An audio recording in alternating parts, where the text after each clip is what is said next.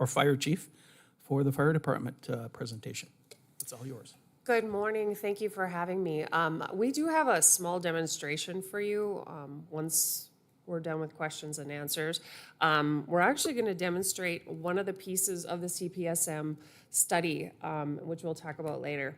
One of the things that most people don't know is what our budget actually consists of, the down and dirty of the budget. So last year, I could show you a picture of Station 5 and the 3 people we hired. That was last year. That was our whole year.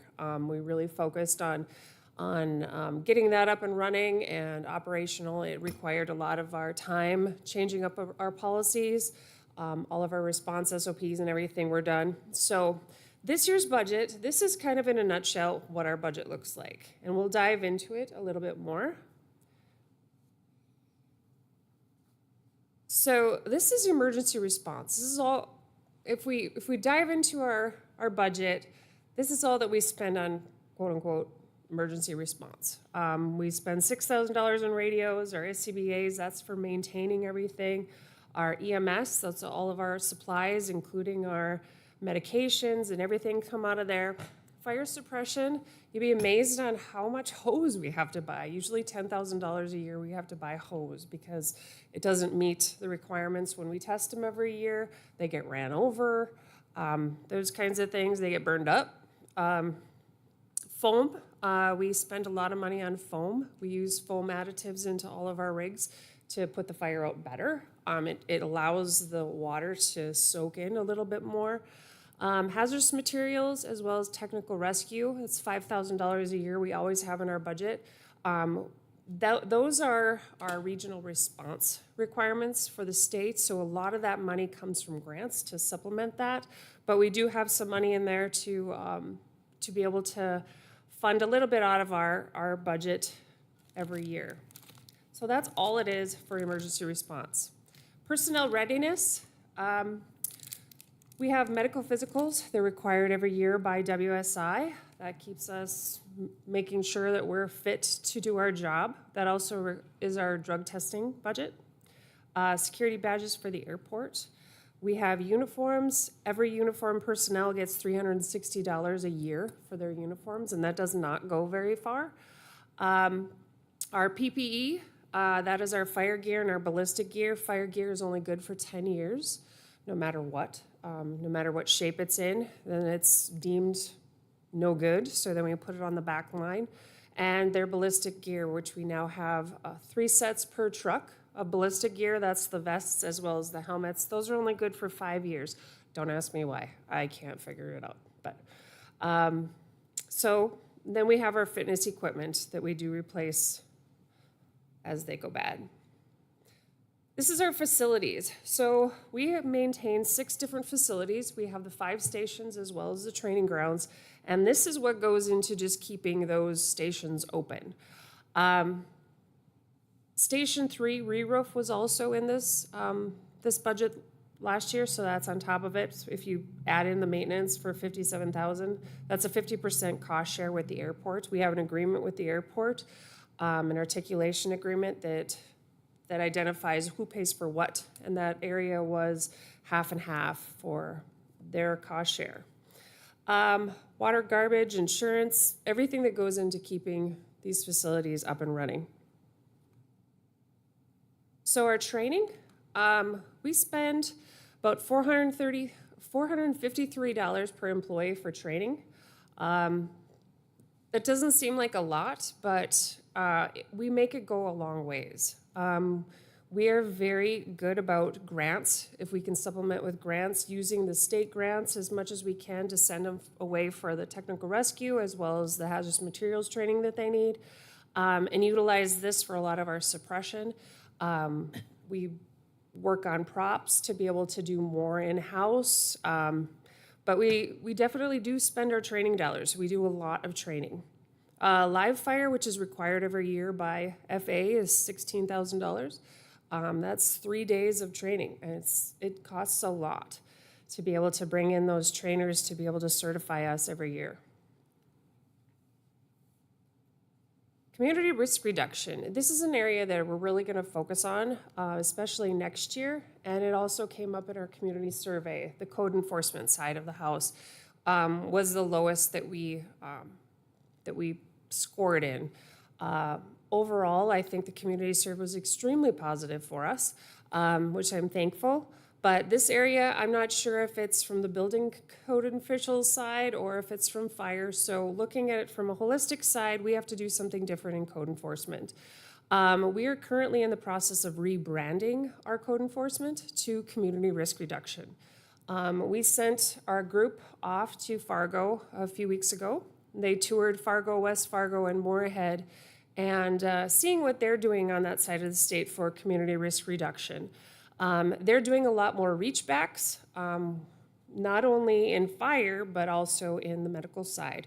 And we're going to be starting to kind of move towards, some people have heard of it, community paramedicine, where we have people reaching back. For example, if you have somebody that continuously is falling, the crews let us know, and then we'll be able to reach out to them, get them hooked up with some resources to get, say, some handrails in their bathrooms or different things. It's difficult for people, especially as you grow older, to get those resources if they don't have someone that's taking care of them or looking out for them and getting them the resources that they need.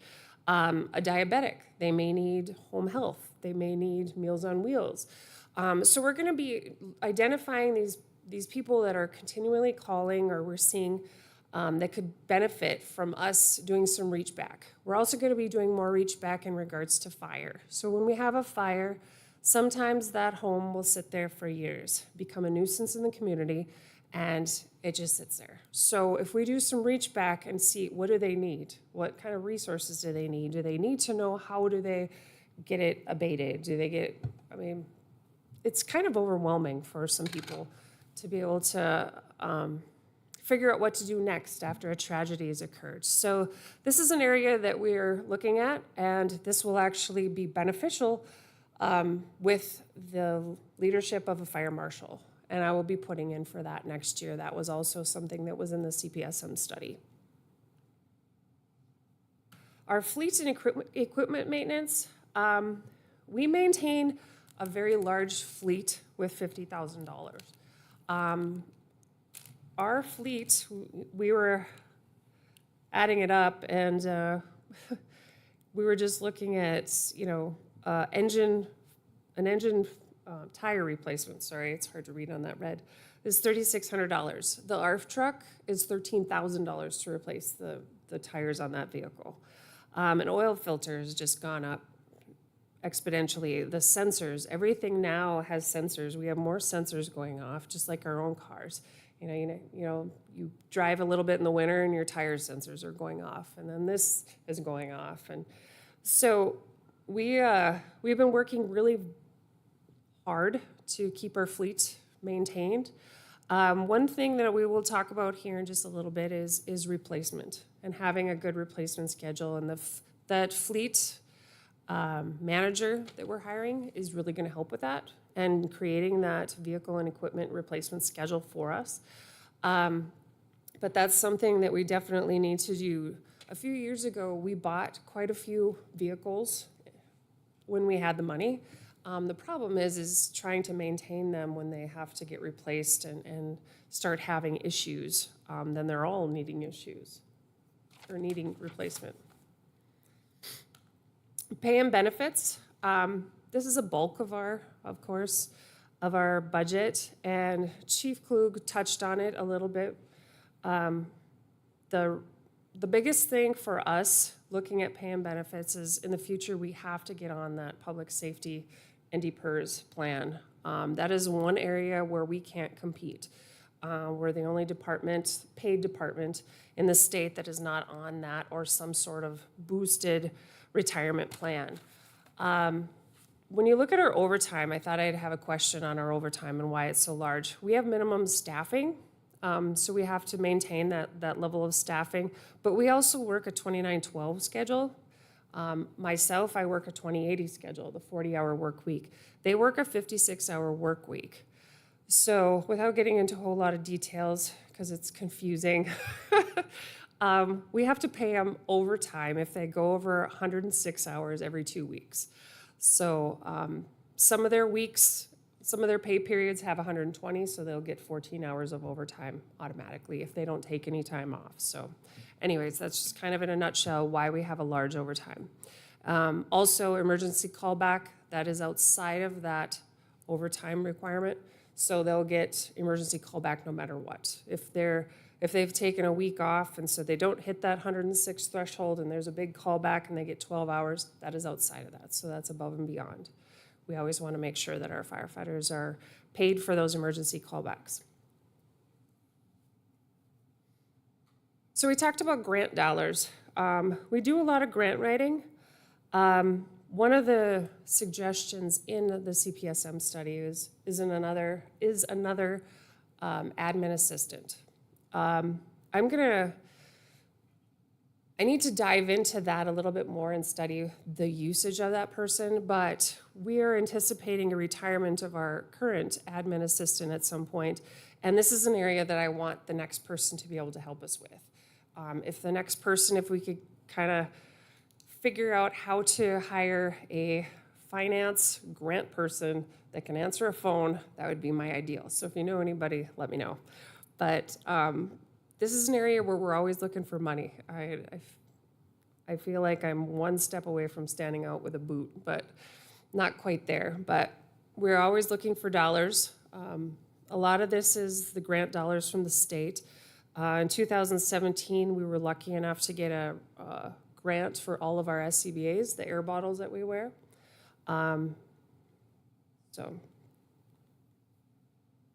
So we talked about the vehicle and equipment replacement schedule. So one of the things I wanted to show is just how expensive fire is. And I'll go through these fairly quickly. Our turnout gear is almost $7,000 per person. To replace the whole shooting match is almost $500,000. Our self-contained breathing apparatus, like I said, it was a large grant, but I think we paid like $4,000 per pack, and now today they're $11,000 per pack. Everything has gone up exponentially. Our truck, I'm pretty sure they paid about $700,000 for that truck, $800,000, and now today it's 1.7. Our engines, I remember, I feel old. I feel like my old chief standing up here. I remember when we paid $200,000 for those, and now they're 1.1. Plus, the time to get them, it takes at least 18 months, 2 years, almost 3 years, depending on the manufacturer, to get one of these trucks. Our dive is $5,300 per person.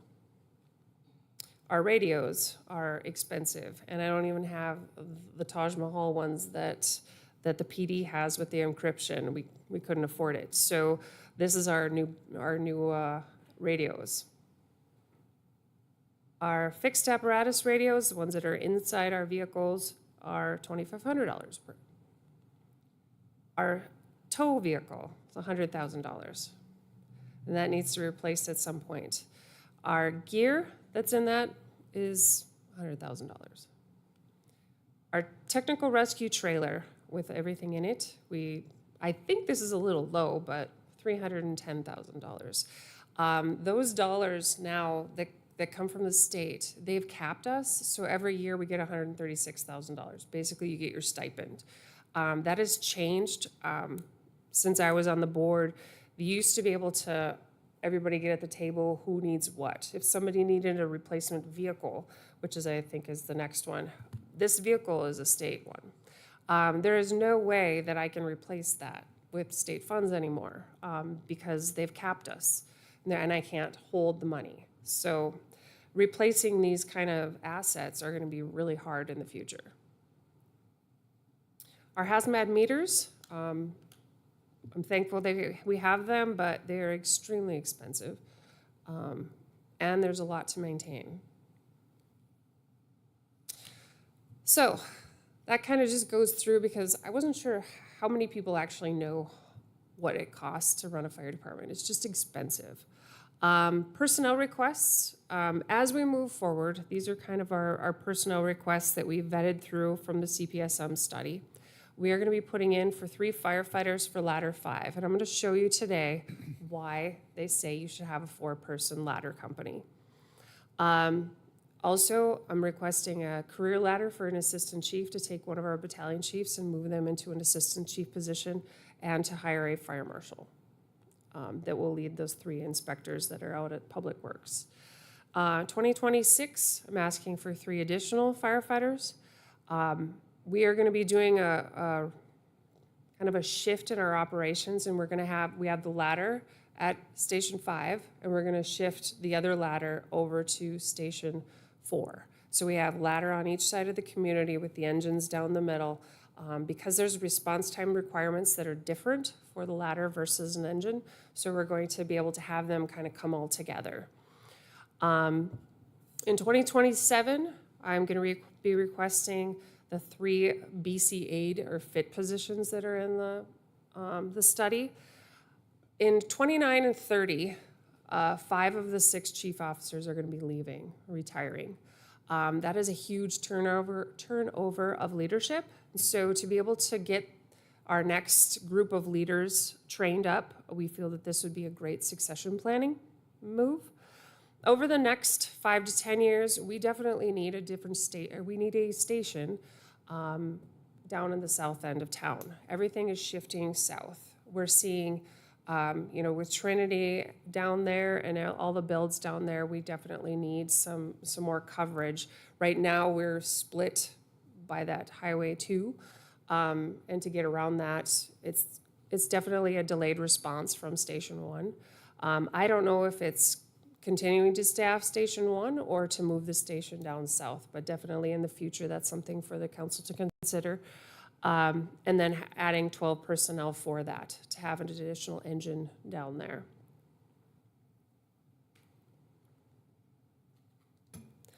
So the rest of the CPSM study, a lot of it didn't have a dollar attached to it. A lot of it was updating our strategic plan, which we are planning on doing. We're going to go through the recommendations.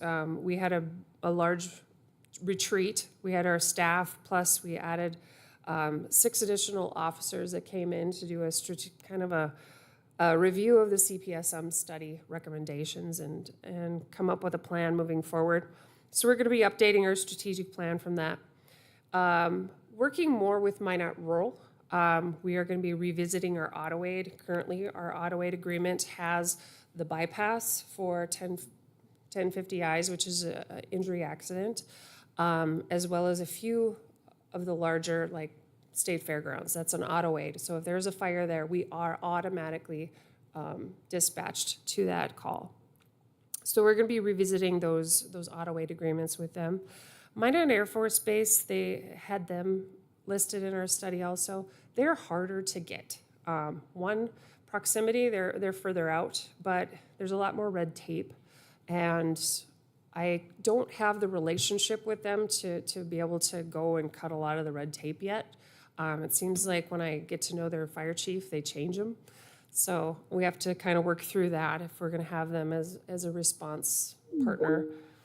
Updating our SOPs, that's not really a big deal either. We talked about staffing. The biggest thing is our community risk reduction, and moving forward next year to be able to boost that from the community survey is to bring that up and to see what we can do to educate our citizens on code enforcement. I think that's a lot of it. You see code enforcement, what do you think of? I don't know what people think of. So I think that's a big thing. And showcasing things that we're doing in the community to reduce risk is our big focus next year. That is kind of my presentation. Do you have any questions? Any questions from council? Scott? So Chief, obviously, the initial look at adding potentially, 12 employees over the next 3 years, if my math is right, 9 employees over the next 3 years. That's a big price tag. And I have adding a new fire station in the next 5 to 10 is a multi-million dollar price tag. So what is the alternative cost here? So if we don't do that, what would happen? And then regarding the station on the south end of town, obviously that's a result of outgrowth, as you said, towards the south end of town. It's why I rail against that kind of stuff all the time. Is the toothpaste out of the tube on that? Is it already too late to ever do anything to, I mean, are we at the point where we're gonna need that at this point? Okay, can I, there's a few questions in Yeah, there. sorry, I kind of threw them all over the place there. So if I don't hire the people, that was the first question, Yes. then we're kind of, I guess, we're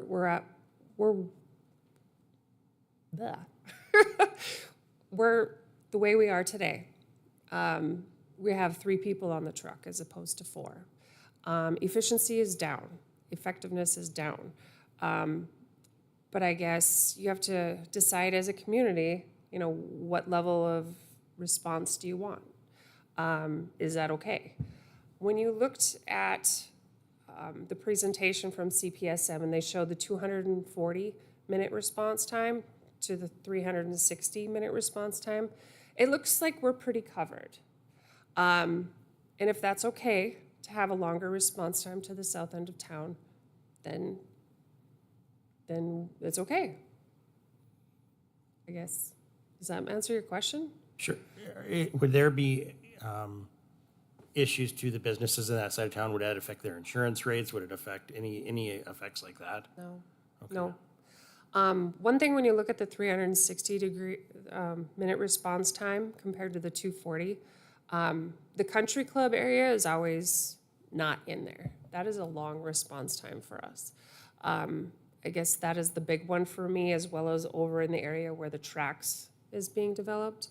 That is longer response time there. But if we're okay with the longer response times, then as a community, you know, that's what we have to expect. 240 is what they say in NFPA. We have adopted as an organization the 5-minute, 300 minutes.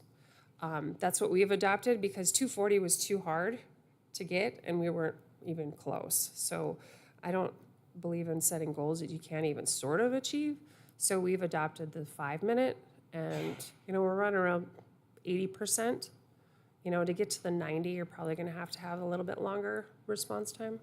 So You're referencing though, you're saying 360 seconds or minutes? Oh, response time? seconds. I'm Okay. sorry. Was I There was- saying Yeah, minutes? you were saying minutes, so I was a little We'll get there.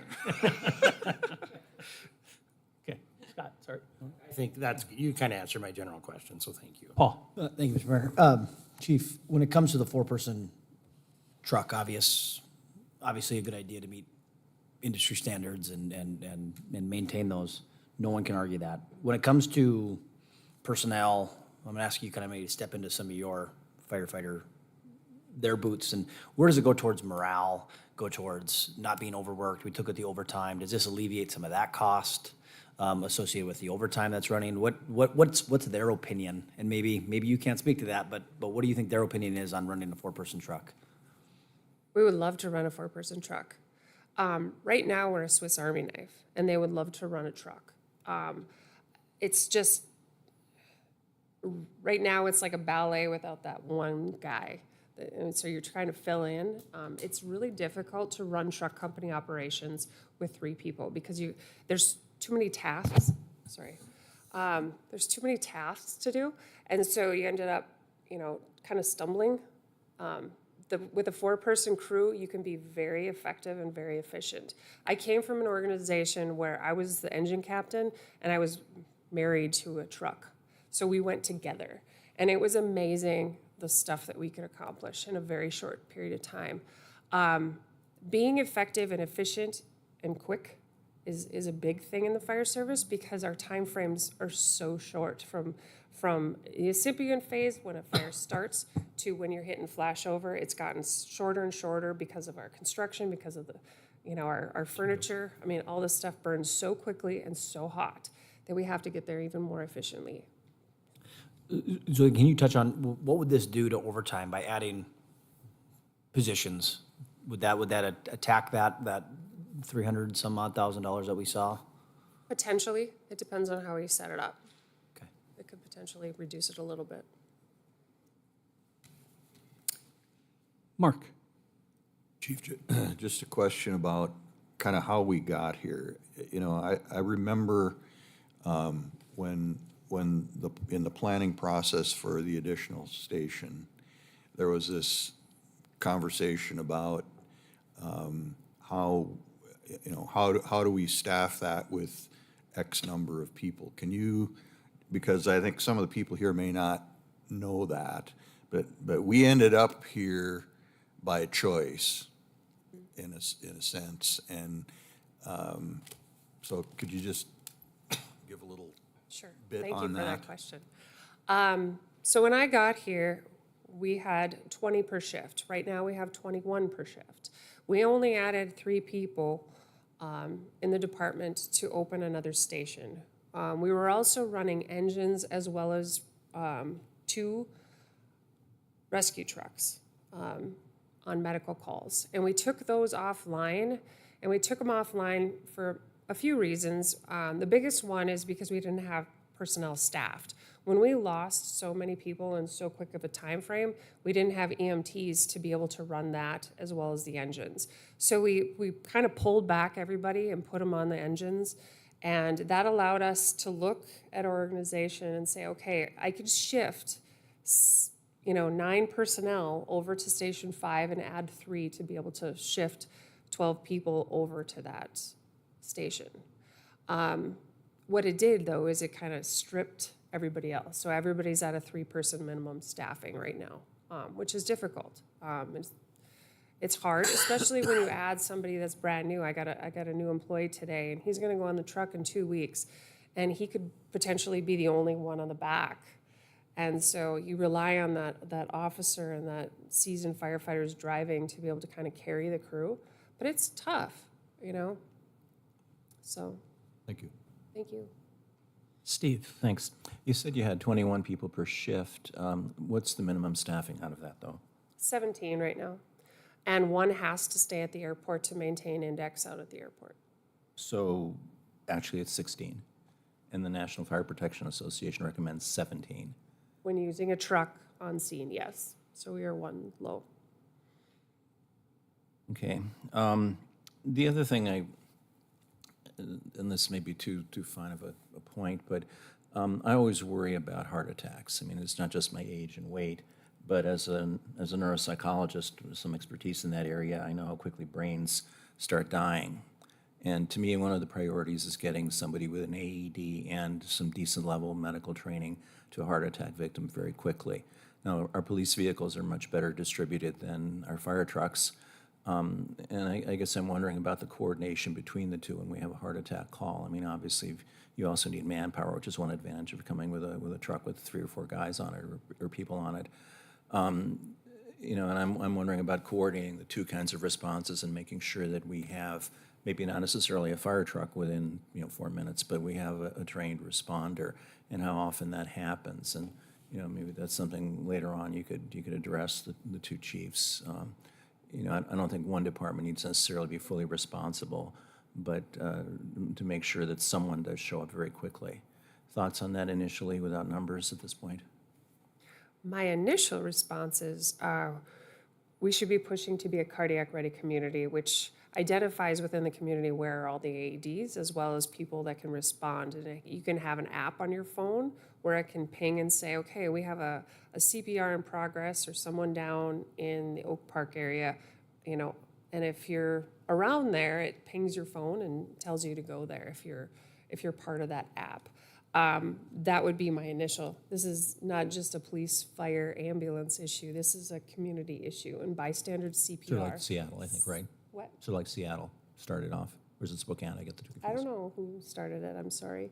But one of the 2 cities is known for a very aggressive program in that area. Yeah, but I think it's a bigger conversation to have our community all on board, and people are scared to do it. I mean, I get that, but we need to get past that. Right. Another question I had was, in terms of the response times out to the south end of town, which is growing both southeast and southwest. Share some more about your thinking at this point versus about moving resources down there, whether, moving Station 1 or building another one. What are your preliminary thoughts? Well, we could do it a few ways. It could be a phased approach. You put a satellite station down there for a tune of $4 million. You could plus $1 million for land.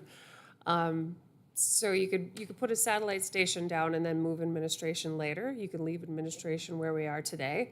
There's a lot of ways to move around. But do you think that's something we need to be looking at very seriously? I think it needs to be in a master plan for our community and on how we're gonna tackle that.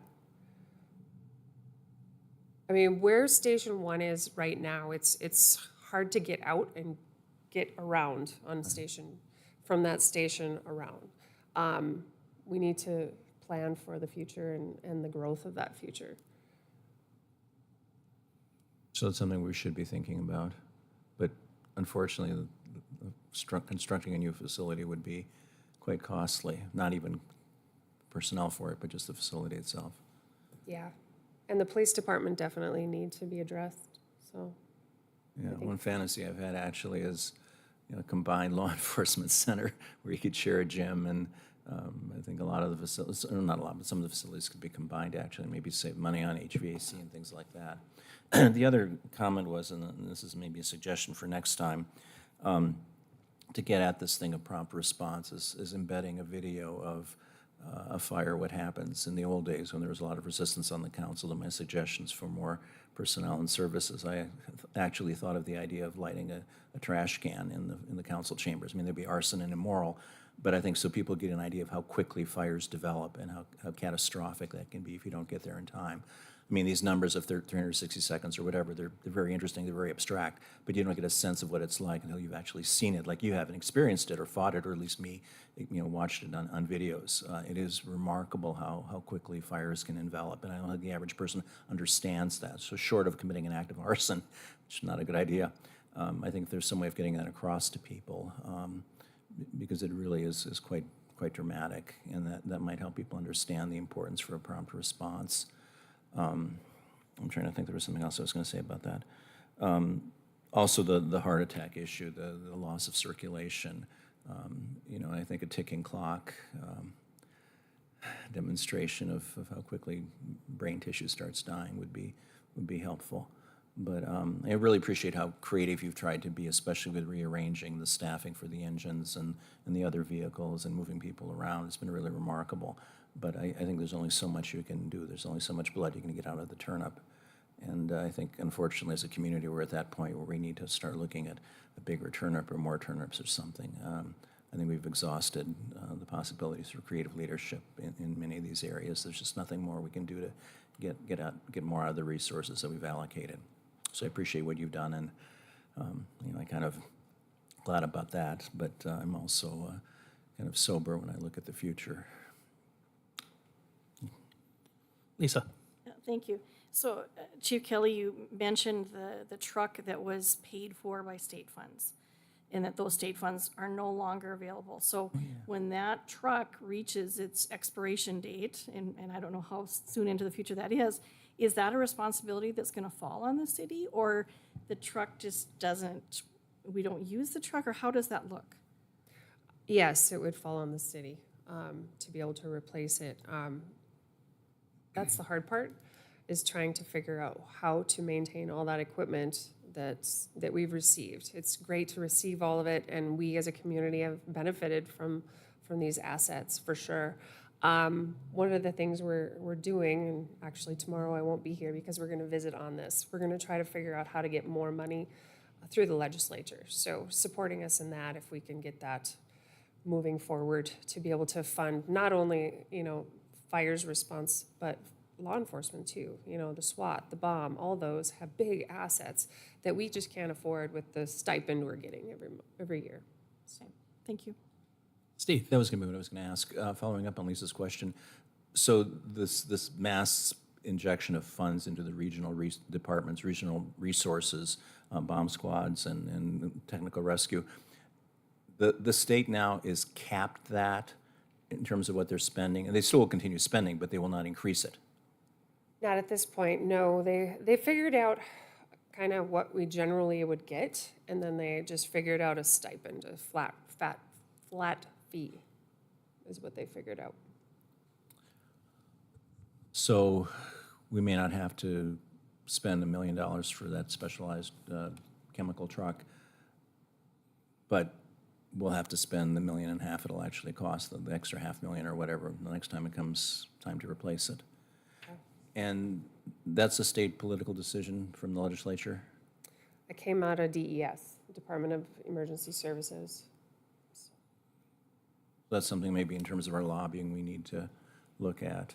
I mean, that was certainly very welcome and very necessary, and a lot of our services, I think, really need to be regionalized, even, trash or landfill operations. But it's kind of a teasing, I think, of people, giving them a lot of money and then saying, whoops, that's all. And when we've gone down this direction of regionalizing services and learning to depend on each other. Well, we're all feeling it, Right. So. Right. I appreciate you bringing that up. Paul? Thank you, Mr. Mayor. So, Chief, I got a few questions here, just through the conversation. You talked about moving to the south side of the bypass, and then you would close, potentially look to maybe mothball Station 1, or just, would that still stay in service? I don't know. Okay, and that's, Is that a good answer? I don't know. That's fair enough. So, It depends on what you want to do with me. okay, If you want to move me with, that's fine. But, the quickest and cheapest way to go is to build a satellite. And we could leave administration where it's at. We could, figure out another use for it. There's been a lot of conversation in different ways. And I think we just all have to get to the table and kind of master plan, okay. I think would be a good thing. Is there a conversation with Minot Rural? They have a facility on the south side. Do they need to have a facility? Could Station 1 fulfill their needs? I really would love to get them out of town because it kind of clogs up right there. Okay. But their facility would need a significant remodel because it's not meant for a career fire department. It would also, it doesn't fix some of the issues because they're so far up towards Highway 2, and it's so congested in there. And it just seems to get worse and worse for the traffic. Okay, and that makes sense. And then the final question or point, when you talked about building a satellite station, $4 million, $1 million in land. Is it possible, and this might not be a question you can even answer, we have a lot of land by the landfill that the city owns. Would it be possible to parcel something out like that? Is that a location that's acceptable for a satellite on 37th, or? That's really far. And I did some modeling on it. The ideal would be kind of right behind Walmart area on that corridor. And that would be the ideal. But, there's also some other creative ways we could do. There's public, partnerships that we can do with private industry. If somebody wanted to build a nursing home and we'll hang out on the bottom floor. I don't know. There's a lot of different ways we can try to do it. Okay. So.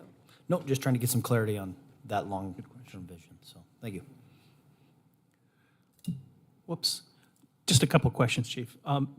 Number one, has there been any exploring? I know mental health has become a real big issue here in the last year and a half. Is there any common ground when it comes to mental health training between you and the fire department and police department, kind of bringing someone in to train, or have you explored that? Yes, we have, and yes, there is. Okay. We actually had a joint training not too long ago that we put our peer support. They basically have gone through the same training. The nuances of the different organizations are what they are, but for the most part, peer support is peer support. We've been working a lot kind of with them. I know our peer support people have. So yeah, there's a lot of ways that we can collaborate and bring in mental health. Talk about retention, turnover. What makes, what are the issues that make a firefighter want to leave Minot, and what are the issues that keep them here? What I've seen is You know, a lot of them move because of their significant other. They came in, the big turnover was they came in during the boom, and then they got some experience, and then they decided, well, the boom was down and things were not so easy, and so they went back home. That was a lot of it. Right now, we're fully staffed, and we hired another one this morning because the young man, his significant other, was in the Air Force, and she got transferred somewhere else. So they're leaving, I think, for the right reasons. I don't think they're leaving, you know, angry or anything else like that. We've kind of changed up our hiring strategies. We tend to stay local. We've been trying to find more homegrown just because it's easier to find someone here that wants to be a firefighter and stay than to bring in someone else. It is really hard to recruit out of here because Fargo and West Fargo are hiring a ton of people. You know, West Fargo's basically started from zero, and they're hiring, you know, 14 at a time, you know, and it's hard to compete with that. So we're trying to kind of stay around here and groom them from within here. So. Thank you. Any other questions from the council before? Okay, Mike, go ahead. Thanks, Mr. Mayor. Chief, you just answered one of mine, which is that you're fully staffed, which is great. The only other question I had then so back to the legislative issue, it sounds like to me there's two parts to that. One is that they've changed the funding formula and they're figured out that, okay, here's kind of the grant level that we're gonna do to do this. But the other thing I think you said is that they're not allowing you to roll it over. And so you can't put it into a fund and hold it for future use. That sounds like a very specific part of the law that should be attacked. I mean, to me, that my assumption would be it wasn't their intent to hinder local departments. It was to help them. I mean, that's why the grant process starts in the first place. And in my mind, it wouldn't necessarily hurt long-term for them to allow those funds to roll over in an account. I may be naive in that way of looking at it, but that's my thought. And so my question is, I know tonight for the council, you've got Shane Gettle's contract up. You guys will be taking a look at that. I guess my question is, there's 12 legislators in town that are very focused on things that matter for Minot. I think we should be having more conversations with them directly. You know, I know from my personal, you know, work with them on different things, whether it's writing bills, testifying on their bills and working on that, that seems like something we could get done with the legislators that we all, maybe some of us know. And I think that needs to happen. So I just wanted your perspective. That to me feels like the bigger part of this. If we could build up a fund that could be used to replace that regional idea, that's ideal, and it really doesn't cost them a different amount. I mean, theoretically it does, because it would let everybody build this up, and I get that. But that seems like a better compromise to just saying cap it and don't let you roll it over. I think those are federal dollars, and that's just a And so it's pass-through, coming so through. it's coming through the feds. So are they locked into the federal law change, or the federal rules, let's say, change around that? I would imagine they are. The other thing it sounded like was that was more of an administrative rule, that maybe that wasn't in law. Did you say that it's whatever it was, EMS or whatever it is statewide, so it's coming through the administrative side, not legislative? Did I catch It's that coming wrong? through, it's a pass-through from federal. Yep. Federal dollars are coming through DES. Okay. the Department of Emergency Services, to us for that. And I know that we just have so much time to spend it. So then it's gone. We have to pass it back if we don't spend it, so. Gotcha. So it may not be something the state is able to affect if it's based on federal rule. Okay. But we need to find out. Yeah, definitely.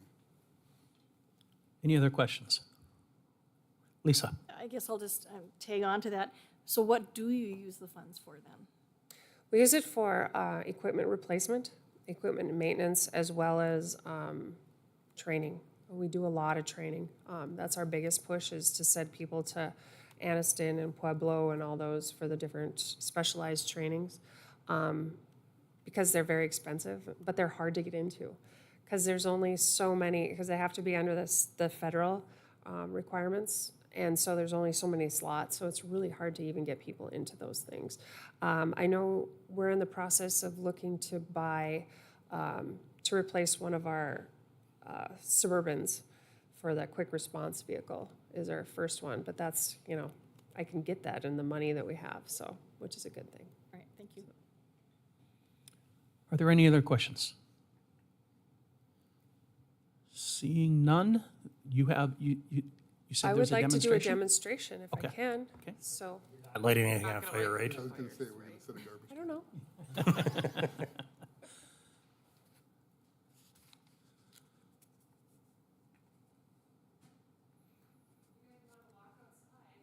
Oh, outside, yes. You are lighting something on fire.